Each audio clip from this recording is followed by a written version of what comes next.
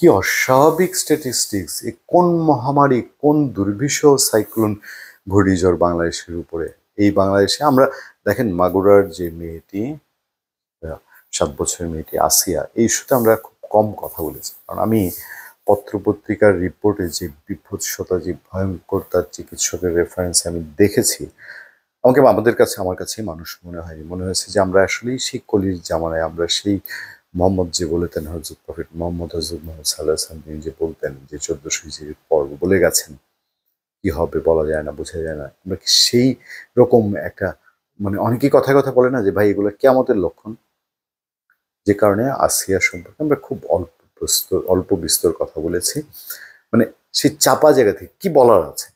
কিন্তু এখন আমার সামনে একটি খবর, এই খবরটি আমাদের পুরো জাতির জন্য কতটা লজ্জা যে এই রেকর্ড যখন পৃথিবীতে অন্যান্য দেশে যাবে, বাংলাদেশের বাইরে যাবে, মানুষ আমাদেরকে কি চোখে দেখবে, যে এদের কি খায় দেয় কাম নাই, এরা কি সকাল সন্ধ্যা, এদের মধ্যে কিছু বিকৃত লোক আছে যারা সকাল সন্ধ্যা রেপ করে নাস্তা করে, এই টাইপের ঘটনা।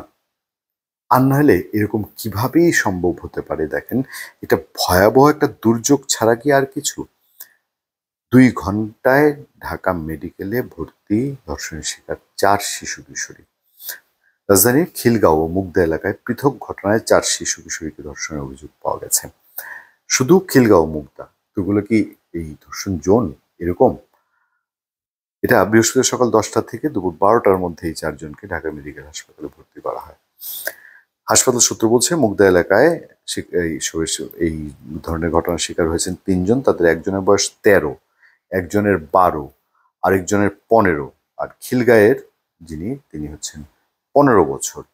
এর মধ্যে সকাল 10টার দিকে একজন, বেলা 11টার দিকে একজন, 11:30টার দিকে একজন ও আরেকজনকে ভর্তি করা হয় দুপুর 12টার দিকে। তাদের স্বাস্থ্য পরীক্ষা করা হচ্ছে। মানে এটা কি রুটিন টাইম টেবিল ঠিক করে এই অপকর্মগুলো করেছে? কোনো নির্দিষ্ট চক্র বা এরকম কিছু? মানে এটা তো একটা ঢাকার শহরের ভেতরে, এটা অকল্পনীয় ছাড়া আর কিছু কি?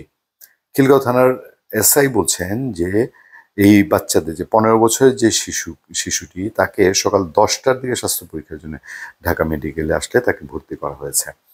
আর মুগদা থানার এসআই বলছেন তৌহিদুল ইসলাম যে 15 বছরের একটি কিশোরীকে স্বাস্থ্য পরীক্ষার জন্য ঢাকা মেডিকেলে নিয়ে এসে তাকে ভর্তি করা হয়।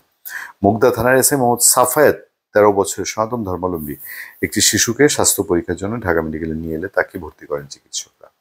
আর মুগদা থানার এসআই মোহাম্মদ আলামিন 12 বছরের এক শিশুকে স্বাস্থ্য পরীক্ষার জন্য ঢাকা মেডিকেলে নিয়ে আসেন চিকিৎসকরা, তাকে ভর্তি রাখেন শারীরিক পরীক্ষা চিকিৎসার জন্য। মানে অ্যাস্টাবলিশ, এটা কোনো রিউমার না, গুঞ্জন না, গুজব না, ঘটনা তাই ঘটেছে। এই বিষয়টি নিশ্চিত করে ঢাকা মেডিকেল কলেজ হাসপাতালের পুলিশ ক্যাম্পের ইনচার্জ মোহাম্মদ ফারুক তিনি জানাচ্ছেন সকাল 10টা থেকে দুপুর 12টার মধ্যে খিলগাঁও থেকে এক কিশোরী, মুগদা এলাকা থেকে 3 শিশু কিশোরীকে চিকিৎসার জন্য ঢাকা মেডিকেলে আনা হয়েছে। তারা সবাই ধর্ষণের শিকার হয়েছেন বলে অভিযোগ পাওয়া গেছে। আমি জানি না আপনারা কে কিভাবে দেখছেন। এখন এই 4 জনকে আনা হয়েছে, কিন্তু পরবর্তী আপডেট সারাদিন আর পাওয়া যায় না। আমি তো মনে করি যে কেউ কেউ বলে না যে এদেরকে ওপেন ফিল্ডে নিয়ে শেষ করে দেওয়ার দরকার, ব্রাশফায়ার করে। এছাড়া আপনি আর কি জবাব দিবেন, কি করবেন? এই কথাগুলো কেন উঠছে? প্রকাশ্যে কিছু লোককে শাস্তির আওতায় আনা উঠছে তো এরকম একটা ঘটনা রাজধানীর মধ্যে 4টা বাচ্চাকে, ইজ ইট পসিবল?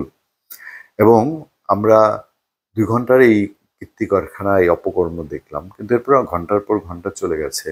এগুলোর ফলো আপ বা যারা দায়ী, যারা দোষী, অপরাধী শুধু বললে এদের জন্য সিম্পল বলা হবে, এদেরকে বলার বিশেষণ দেওয়ার ভাষা নেই। তাদেরকে অ্যারেস্টের কতটুকু অগ্রগতি জানি না, খোঁজ দিয়ে নিশ্চয়ই পরবর্তীতে আপনাদেরকে আরো বিস্তারিত জানার চেষ্টা করবো।